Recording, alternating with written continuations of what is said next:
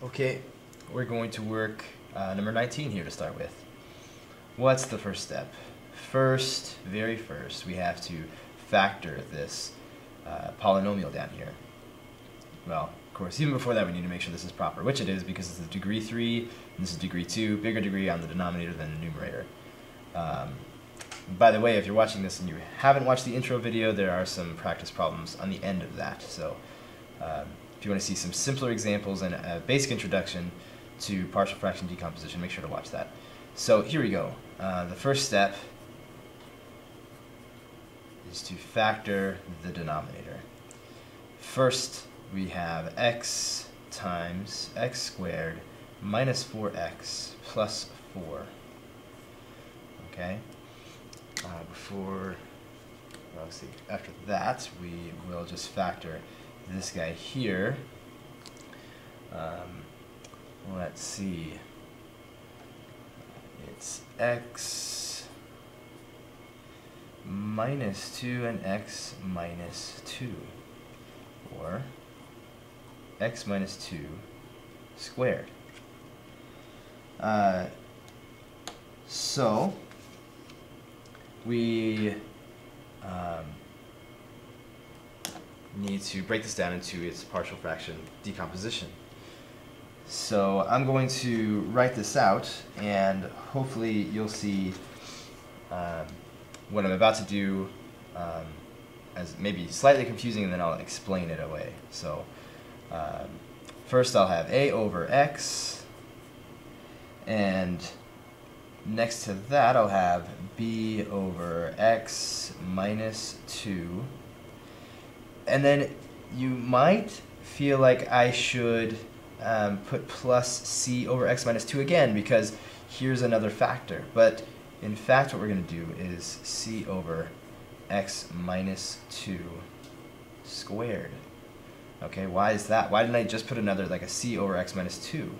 Because that's another factor. Well, first of all, if I had b over x minus 2 plus c over x minus 2, then I'd have b plus c over x minus 2. I could just combine those together. So having two of those is really unnecessary. So then, why did I do that? Why do I have this one? Well, to me, the question really is, why do I even have this one? Because if I place this over and imagine that that's not there, well, remember that I'm going to add this and this together to get this. And the idea is that when I multiply these together, I'm going to be forced to find a common denominator, which x times x minus 2 squared, well, there you go. I mean, there it is. That is the common denominator. But isn't it possible that there is a fraction that is of this form, b over x minus 2, not squared, and that could be included? Yeah, it's possible. It may not be there. We might find out that b is 0, but it may be there. So we have to include it as a possibility. So hopefully that makes sense. Okay, so since we've had the intro in the previous video, we know that what we need to do is multiply by the denominator here, the common denominator, and we'll be left with this equation. The x here will cancel with this x. We'll be left with x minus 2 squared, just the remaining pieces. Then we'll have b. b is going to cancel one of these factors of x minus 2, so it'll be bx times x minus 2. And then c is going to be, the c part of it is just going to be c times x. Okay? So next, we're going to do what we did before. We're going to pick convenient values of x. So what's a convenient value of x? We can see that 0 would be convenient. Putting 0 here and 0 here would be nice. That would eliminate those, so make short work of that. They're gone. 0 goes in for this one here. That's going to be a negative 2. Negative 2 squared is going to be 4. So we have 4a is equal to 0, 0, negative 4a is equal to negative 1. Alright, so let's solve for b if possible. It doesn't look like that's going to work out, but we could solve for c because we can put in a 2 And of course we're going to solve for b in a minute, but we're going to put in a 2 here and a 2 here. It's going to eliminate this. It's going to make this a 0 times this is 0, 0 times this is 0. So let's use a 2. So we're going to get that 2c, because we're putting in a 2, is equal to, well, 2 squared is 4, 3 times 2 is 6, and then we have a minus 4. Of course, these 4's are going to cancel. We get 6 equal to 2c, and c is equal to 3. So here we have a and c are done. Okay, but what about b? Well, now we know what a and c are, and we can choose any value for x that we want to, because again, this is true for any value of x. So I can do all of this together. I can plug in the values that I know for a and c. Then I can plug in another convenient value of x. Now this convenient value is not one that eliminates the other terms, but it does make the computation simple.